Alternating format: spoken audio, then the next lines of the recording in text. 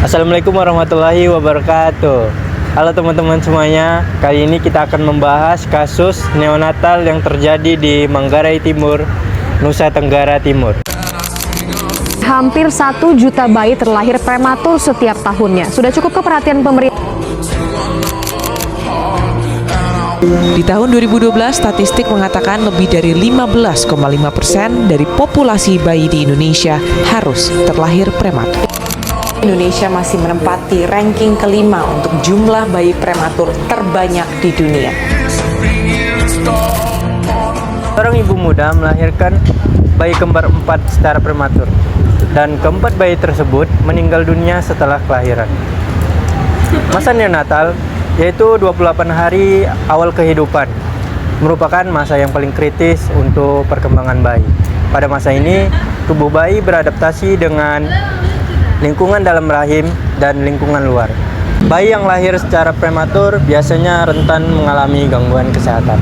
Dalam kasus yang kami ambil, bayi dilahirkan sebelum usia kandungan 37 minggu dan dalam kondisi kembar 4. Bayi prematur seperti ini sangat rentan mengalami gangguan seperti kesulitan bernafas, kurang mampu menerima nutrisi dengan baik, dan sulit mengatur suhu tubuh. Faktor kehamilan kembar 4 ini meningkatkan tekanan pada rahim dan mempercepat proses persalinan. Situasi ini semakin berat ditambah dengan keterbatasan fasilitas kesehatan di wilayah setempat. Menurut teori perkembangan dari Centrook, masa neonatal merupakan masa adaptasi biologis penting bagi bayi. Bayi cukup bulan punya peluang hidup yang lebih tinggi karena organ tubuhnya sudah matang.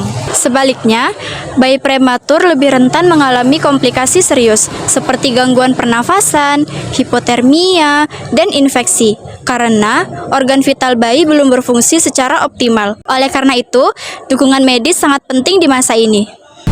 Penelitian Marwah Hasan Kadatua dan rekan-rekan tahun 2025 menunjukkan penyebab prematur meliputi usia ibu muda, trauma saat hamil, kehamilan ganda, hipertensi, dan aktivitas berat. Dalam kasus Manggarai, faktor kehamilan kembar 4 menjadi penyebab utama kelahiran prematur. Temuan ini konsisten dengan jurnal tersebut yang menegaskan bahwa kehamilan ganda memperbesar resiko persalinan dini dan komplikasi neonatal. Dalam psikologi perkembangan, pada masa neonatal itu sangat berpengaruh untuk tumbuh kembang hidup si bayi.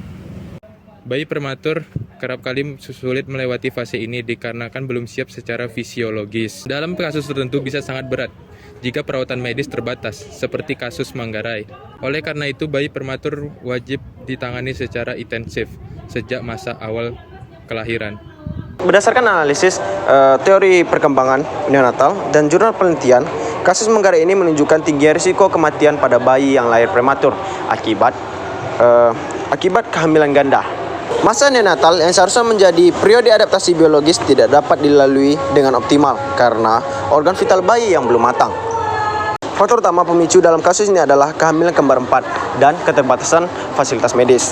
Dengan demikian, dukungan medis yang memadai dan mendeteksi dini kehamilan berisiko tinggi sangat penting untuk menekan angka kematian neonatal ini. Baik teman-teman, segitu aja presentasi tentang kasus neonatal. Sekian, terima kasih.